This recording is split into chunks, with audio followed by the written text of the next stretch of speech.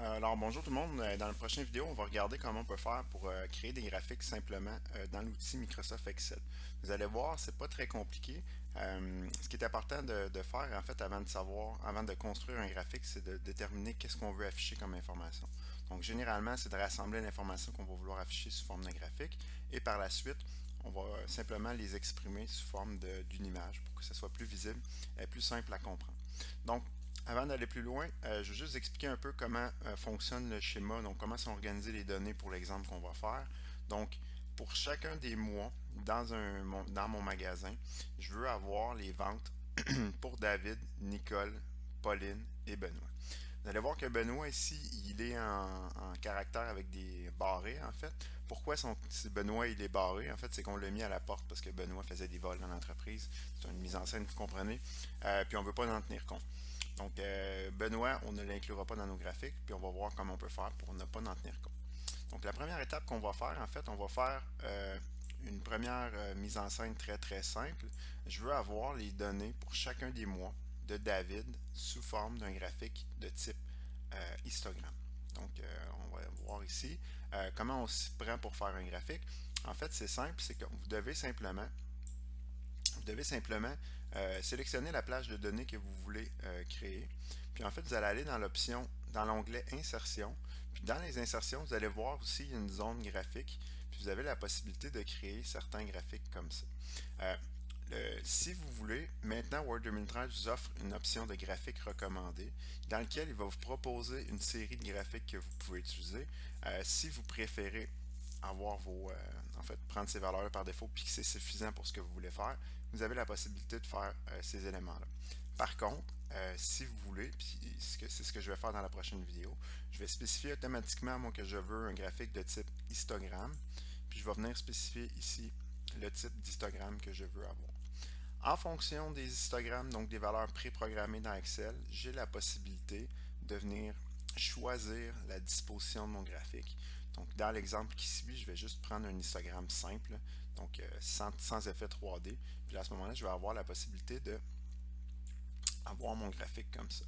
Donc, vous voyez que quand on crée un graphique, ça nous crée un objet qui est flottant, c'est-à-dire que je peux le déplacer soit à côté de mes données, par-dessus, mais des fois, vous allez voir que c'est un petit peu pas pratique parce que ça peut prendre nécessairement beaucoup de place.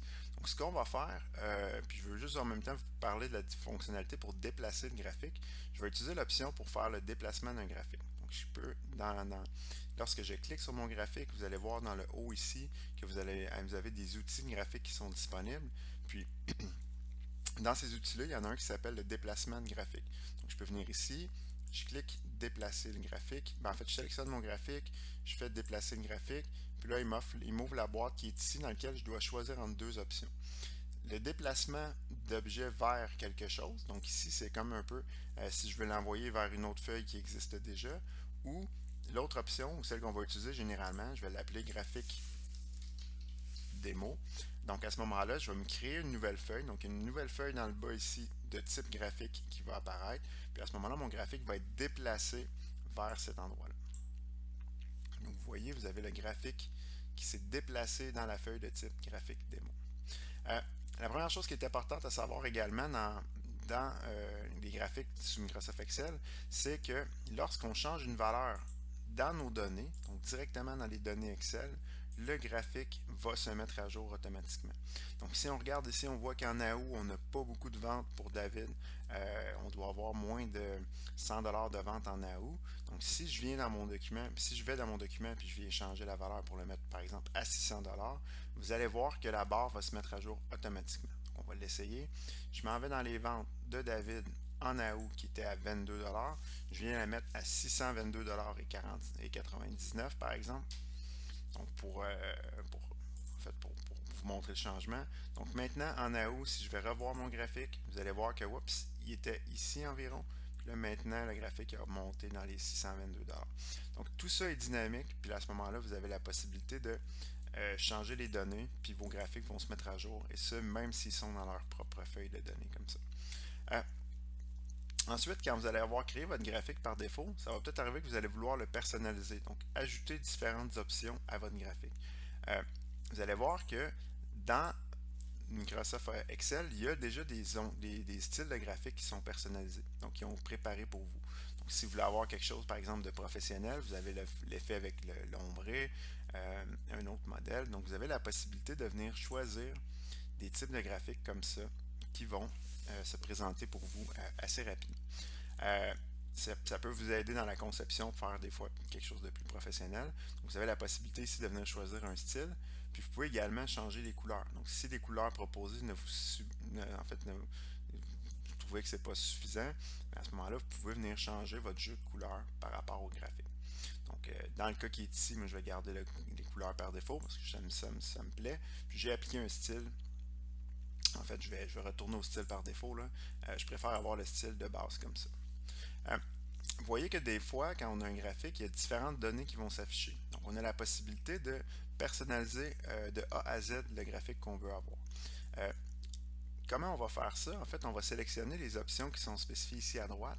En fait, on va aller spécifier les éléments de graphique qu'on veut voir affichés. Dans les différents types d'éléments, vous avez les axes. Donc, les axes, c'est quoi? Donc, vous allez le voir. L'axe, en fait, c'est comme un axe mathématique. Donc, l'axe des X et l'axe des Y.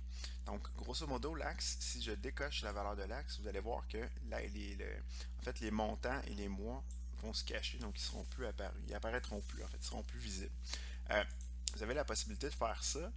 Et également, si jamais vous voulez avoir une option personnalisée, lorsqu'on travaille avec les graphiques, vous avez toujours un petit triangle dans le coin droit, en fait à droite de l'élément du graphique que vous travaillez. Puis vous avez la possibilité de venir spécifier vraiment sur mesure, est-ce que vous voulez enlever l'axe horizontal ou l'axe vertical.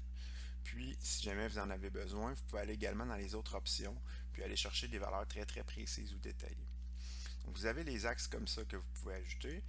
L'autre élément qu'on voudrait souvent ajouter ou qu'on va souvent placer, puis vous le voyez quand je me place au-dessus, ici, là, regardez ici, vous avez le titre des axes qui apparaît. Donc, on a la possibilité d'ajouter un titre à chacun de nos axes. Donc, généralement, dans les graphiques de façon professionnelle, on va vouloir enlever toute ambiguïté puis venir inscrire un titre précis de ce qu'on fait. Donc, dans ce cas-ci, ça va être les ventes en dollars pour l'axe, ici l'axe vertical. Puis au niveau du l'axe du bas, on va l'appeler les mois, simplement, comme ça. Donc, pour chacun de mes mois, et en fait, je vais avoir des ventes en dollars. Puis à ce moment-là, ici, on va voir les différentes valeurs. Donc, on a la possibilité, si on veut, de personnaliser les titres de nos axes. Euh, Ensuite, l'autre chose qu'on peut personnaliser, c'est quoi? C'est le titre de notre graphique. Donc, ce qui apparaît dans le haut ici.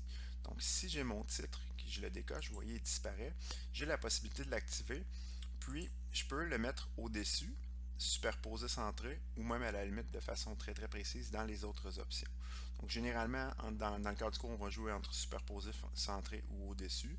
Puis, je vous dirais, dans la vraie vie, souvent, personnellement, moi, où on voit souvent que les titres sont au-dessus du graphique. Évidemment, le graphique qui est ici, tout comme les axes, les valeurs d'axes que vous avez là, sont des zones de texte. Donc, vous pouvez venir mettre la valeur que vous voulez. Donc, si je veux avoir les ventes par mois, donc je peux faire comme je ferais dans Microsoft Word, puis venir inscrire les ventes par mois en changeant par exemple la taille du texte, puis en personnalisant si je voulais avoir, désolé, si je voulais avoir ici les ventes par mois. Si je voulais avoir le texte en rouge, j'ai la possibilité de le faire. Donc, tout ce qu'on peut faire normalement dans du texte dans Excel, vous avez la possibilité de le faire ici. Donc, on a les ventes par mois, on a les ventes en dollars, et ainsi de suite. On peut venir personnaliser notre titre.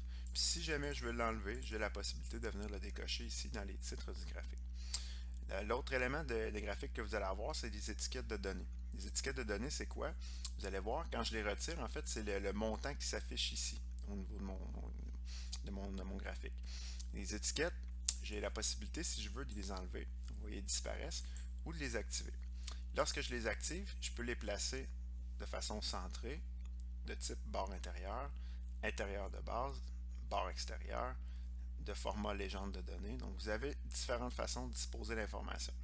Dans mon cas, je vais simplement utiliser barre extérieure, qui est une valeur qu'on voit fréquemment dans les graphiques.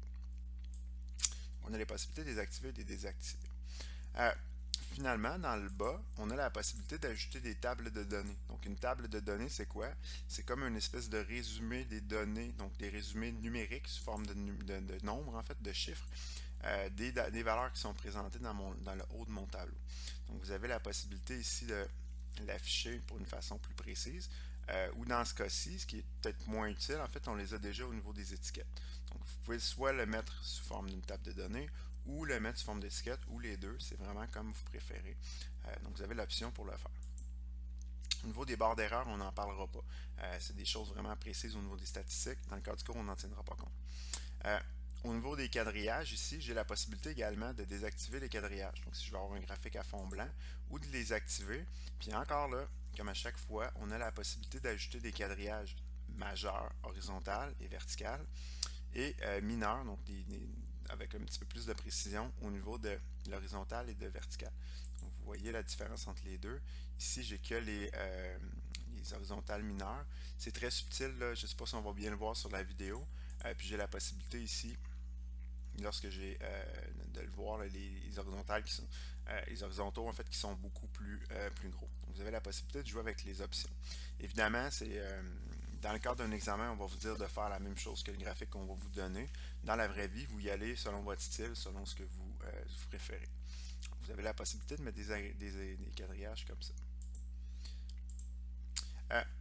Finalement, vous avez la possibilité d'avoir les légendes. Donc, si vous voulez avoir au sein de votre graphique une légende, la légende c'est quoi? Ça se trouve être, je vais juste la cocher ici, ça se trouve être la valeur qui va apparaître à droite de votre graphique. Donc vous allez voir dans la deuxième vidéo, on va vous montrer comment on fait pour mettre plusieurs valeurs. On a la possibilité de configurer ou de l'afficher ou de la retirer, puis on a également la possibilité de la mettre à un autre endroit. Donc, je peux la mettre dans le haut de mon graphique, comme c'est ici. Je peux la mettre à gauche de mon graphique, dans le bas. Puis encore là, dans les autres options, vous avez la possibilité d'aller choisir l'ensemble des gadgets que vous voulez appliquer. Généralement, dans le cadre du cours, on vous demande de la mettre à droite, en haut, à gauche, en bas.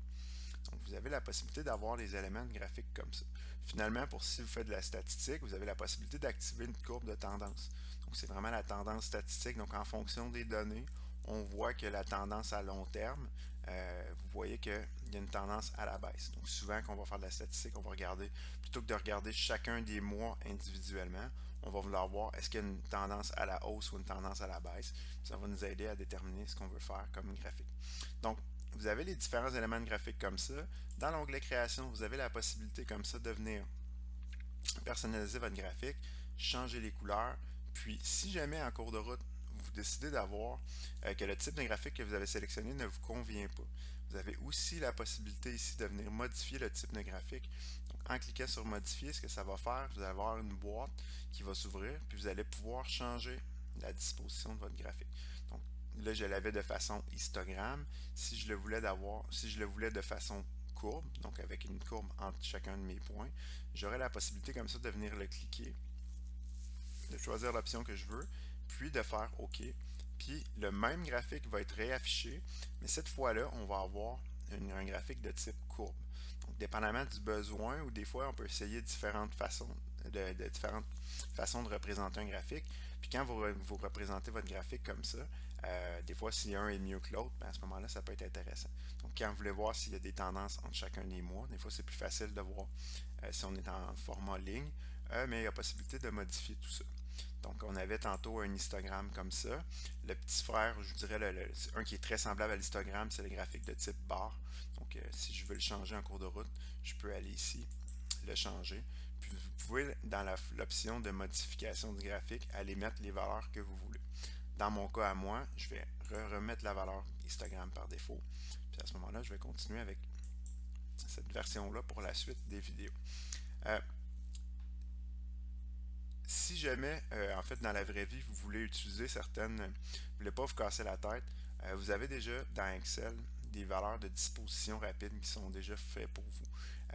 La différence entre chacune des valeurs que vous avez ici, en fait, c'est qu'Excel vous propose déjà des formats de graphiques préajustés. Donc, si jamais vous dites, plutôt que d'avoir à activer chacune des options, très souvent, on peut regarder les propositions qui sont faites par Excel, puis à ce moment-là, on a la possibilité de regarder, puis de dire, c'est parfait, c'est ce style-là que je veux avoir. Puis automatiquement, il va vous ajouter soit un titre, la légende, il va vous mettre également les axes et ainsi de suite. Vous avez la possibilité de personnaliser tout ça. C'est vraiment comme vous voulez. Le truc avec les graphiques, c'est de l'essayer. Puis quand on obtient quelque chose de satisfaisant, à ce moment-là, on le garde. Une dernière chose en lien avec les graphiques, c'est que lorsqu'on sélectionne les données, on a la possibilité, si on veut, de changer des couleurs, de changer des valeurs et ainsi de suite. Pas de changer les valeurs, mais bien de changer les couleurs et de l'apparence de certains éléments. Donc par défaut, le graphique qui est ici, il est en bleu. Je vous ai dit qu'on pouvait changer le jeu de couleurs directement ici, puis ça va respecter les couleurs par défaut. Par contre, si pour une raison de présentation, vous voulez mettre en évidence quelque chose, ou par exemple, vous voulez avoir une couleur très précise pour David, vous voudriez l'avoir dans le bleu, vous avez la possibilité ici de venir changer les couleurs, les options de remplissage. Donc, par défaut, il est à automatique. Automatique, c'est quoi? C'est les valeurs qui sont enregistrées ici. Mais je pourrais, si je voulais venir spécifier que David, dans l'option à droite, ici, là, dans les options de remplissage, je pourrais décider que David, je veux que sa couleur, ça soit le rouge. Donc, automatiquement, il me placerait mes données comme ça en rouge.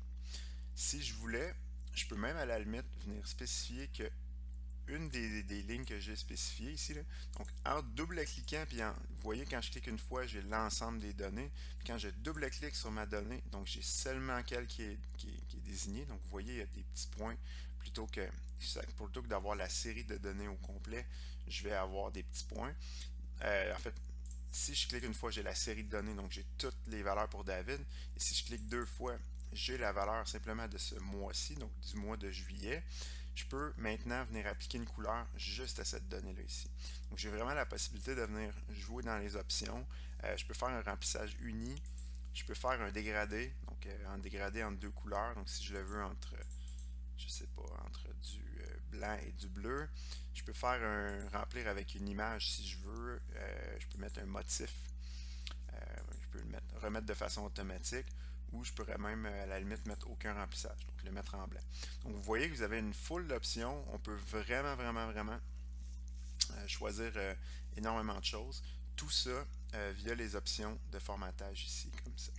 Donc le truc au niveau des graphiques, comme je vous dis, c'est d'avoir les bonnes données dès le départ, c'est d'ensuite d'essayer les différentes dispositions. Puis à certains moments, donc dans le cas du graphique qui est ici, là, je vais le remettre aux valeurs automatiques. Puis si je veux tous les remettre aux valeurs automatiques, donc je vais resélectionner mes données, puis je vais les remettre à automatique ici. Puis là, ils vont revenir en bleu. Donc c'est vraiment personnaliser tout ça en fonction d'un besoin. Puis après ça, vous allez être capable de faire ce que vous voulez.